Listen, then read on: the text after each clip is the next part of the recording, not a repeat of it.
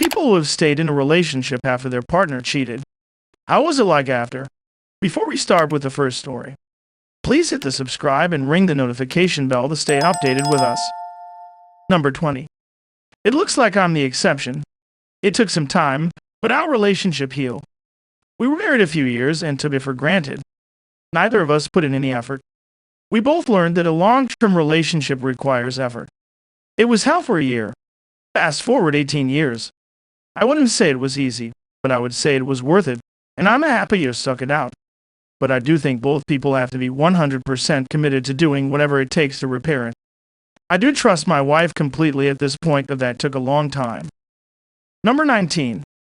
The ones heal in the sense that eventually it won't feel constantly nauseous and depressed and anxious anymore, but the resentment never goes away, and you never respect them like you did, and it's never the same. And they always do it again. Don't stay. It's a waste of time. This. You will never be able to trust the person again, and will go crazy thinking about what they're doing when they're not with you. It's really not worth it. Number 18. First was mid-2020, second was just before Christmas, third was a year or two later, just a single day's worth of messages with an old coworker, but any guy who saw those messages knew this wasn't how friends should be messaging. Fast forward to just over 2 months ago, she finally chose to separate after we've been fighting, and I find out she's had films mixed with cocaine about a year ago. She's been on Tinder for months, being f***ing a coworker for at least 6 months, likely f***ed another dude or two while we were still together. And since the separation, she's been sleeping with everyone possible, it seems. Never again. I'm a dude to them matters. Number 17. It's like gluing the handle back onto a ceramic mug. Every time you take a sip of coffee, you see where it was broken. Every time you pick it up by the handle, you micro-flinch, half expecting it to break again. Because you know it's going to. Sooner or later. Number 16. A lot better, actually. It was really rough at first, and we took some time to be apart from one another. But after a few months, we decided to try to work things out. We both came to understand what had happened, what made him decide to cheat, how we had been making each other feel, how/why we had drifted apart, and what we wanted for our future. In the end, we trusted each other a lot more and felt so much closer.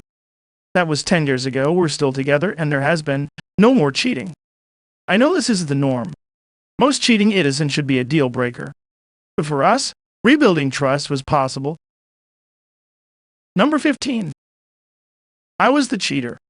It wasn't a physical affair, but it was an emotional one. Also, no sexting or pics, but sexually charged conversations that were probably going to lead there eventually.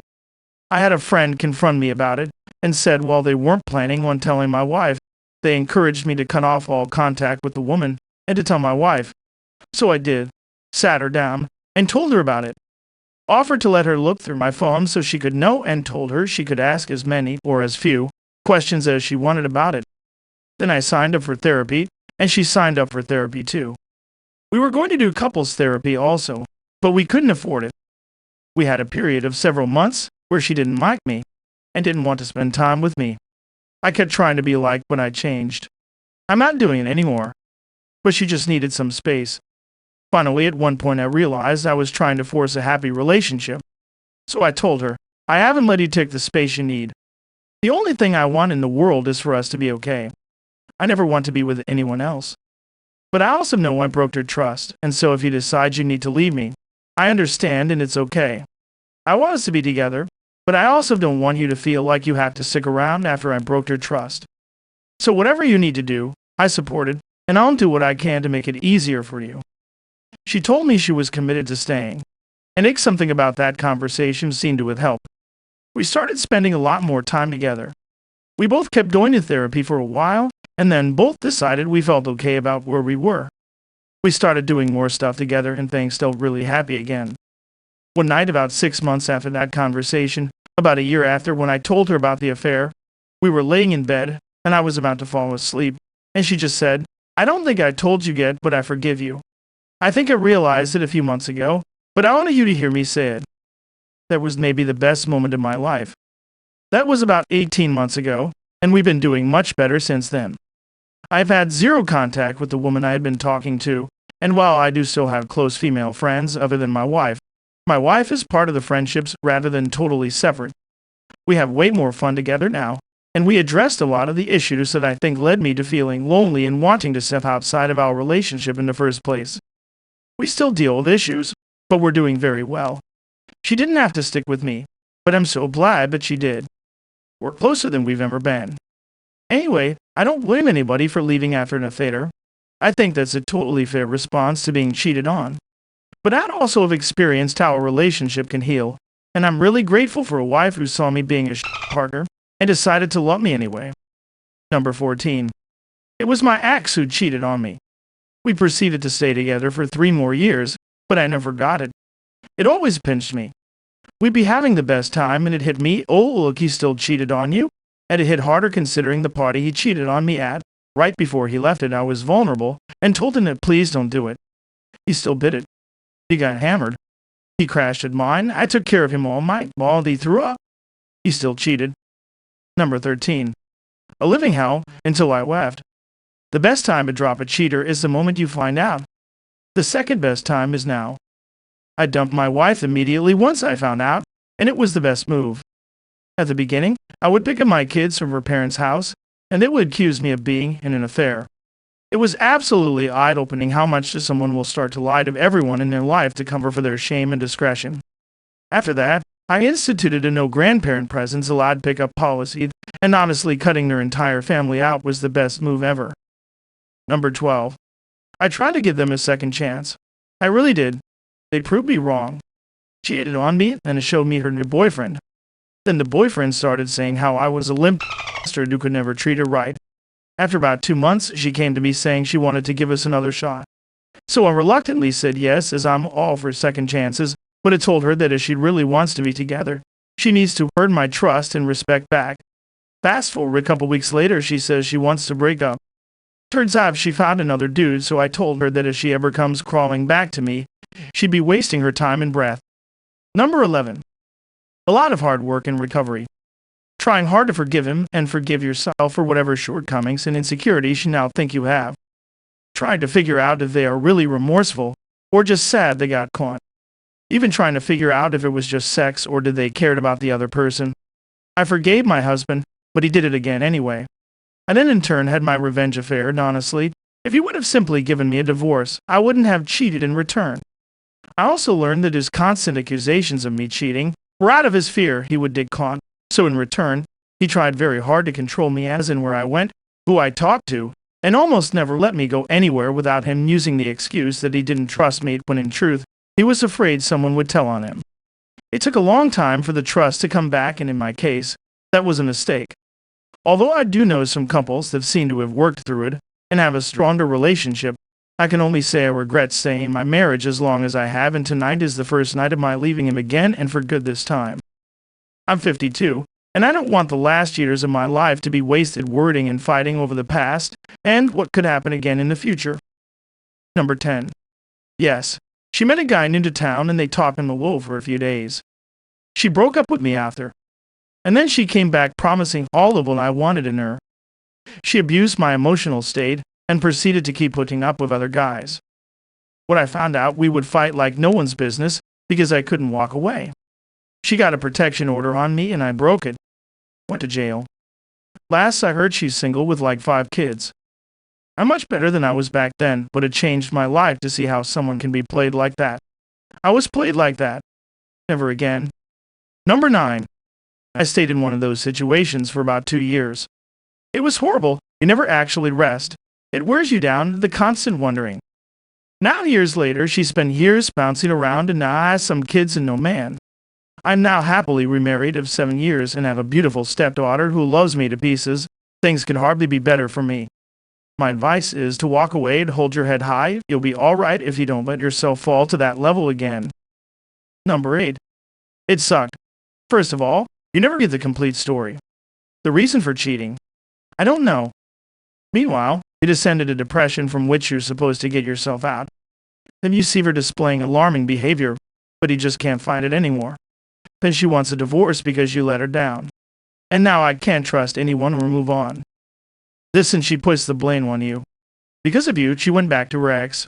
After getting caught, They hatch a plan to seduce another person and love bomb you for diverting your attention. Once the other person is trapped, they change their color to mean and disrespect you to the point where you only asked for divorce and they're trying to pin it on you.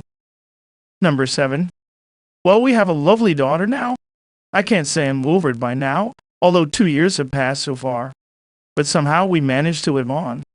She both seriously regretted it, and it was a one-time thing. She was on some serious medications, and although she explained that she acted this way because of them, she took on full responsibility. I still feel awful if I think about it, but if I know, our relationship is fine. So, can't recommend being cheated on. That's awful, but you can live on. And you can have a fulfilled relationship again sometime later, but you won't ever forget how it felt. Also, it takes an unimaginable amount of work for both partners. You really have to want that. Number 6. She cheated and got pregnant. The family of the ex she cheated on me with denied the child was theirs. I mostly stayed for the kid because I couldn't believe they could just leave a child like that.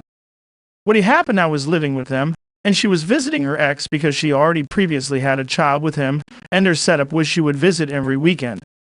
Due to issues with her father, they ended up kicking her, and by default me, out of the house. She stayed with me and my family for a year. But she had her own issues she had to work out, and it was clear she found no problems with her issues, showing zero interest in changing or growing with me. Made it difficult living with her. After a year, she couldn't take it anymore and moved back in with her family, leaving the kid with us, and I couldn't be happier. She was never in the right mindset to raise a single child, but we want to, and I couldn't be happier. We, my family, and I are the ones raising my daughter. Finding a new partner has been challenging, and I no longer have the confidence in myself that I once had when I was in college, but being with my daughter has been extremely enjoyable, while also being enlightening. At a TLDR, ex cheated on me with her ex, she got pregnant, and the ex family denied the baby as theirs. I raised her as mine. My ex left both of us, but I couldn't be happier. Completely forgot I posted this. Just to answer some of the questions, I only had one daughter. Just got used to calling her mine because, well, she is now. She's my responsibility. Also, she has my last name on her birth certificate, so she's also legally my responsibility. So no issues regarding who her rightful parents are, thankfully. Finally, I want to thank everyone for their kind words. Not many people in my personal life even know I have a daughter. I've only been in my current place of employment for only a year, so not many people even know I have a daughter. It's just the type of industry where people really just come and go. Plus, my relationship with my ex didn't get much room for keeping long-term personal friends since she was pretty possessive. So yeah, I'm not used to hearing this much support about me doing what I did. For the people saying I shouldn't have to, you're right. And I've been in a different mind, I probably would have just left them to deal with the consequences and difficulties that come with being a parent, especially since it's my ex and her ex second time being irresponsible. Might have given me a more liberated future. But I tell you, when you see that small human being for the first time, it really changes you. She might not be biologically mine, but when you feel that warmth, when you watch them grow, when you see them learn and adapt your values, I can say in full earnest that I had no regrets in choosing her over myself. Number 5. I wish I had the strength at the time to be the one to leave. I begged her to stay. She did for a while. She left eventually. If I could do it over, I'd have ended it the second she stepped out. I was dumb and weak. That's my regret. Number 4. She confessed I stayed. I never asked a lot of questions other than why/how could you? We just had a newborn. She said she needed to be honest. It happened a year prior to I had the baby tested, without her knowing. I thought we worked past it, man. It was a hard road in 4 years and a new baby. Later, we needed something in one of her old phones. After seeing the text between them, I guess it finally hit me like I really don't know, hurting in a way I can't really explain. Like a deep loss. Number 3. It was super short-lived because of the hardcore projecting. Because she cheated, she assumed that I was going to cheat with all my women friends. She became super controlling and didn't want me to have any women friends. I ended up leaving because my friendships were more important than a broken relationship. Wow, that's a new one. Because I showed you that I can't be trusted. I no longer trust you and demand that you cut on your friends to satisfy my insecurities. Unbelievable. Number 2. I really truly believed I would rise from it and forgive him, get over it, and come out of it stronger. It was never the same. I lost that trust and I couldn't get it back. Eventually, I stopped caring to want it back. It was a 7-year relationship, And although I don't regret it, I sometimes wish I knew what have sooner.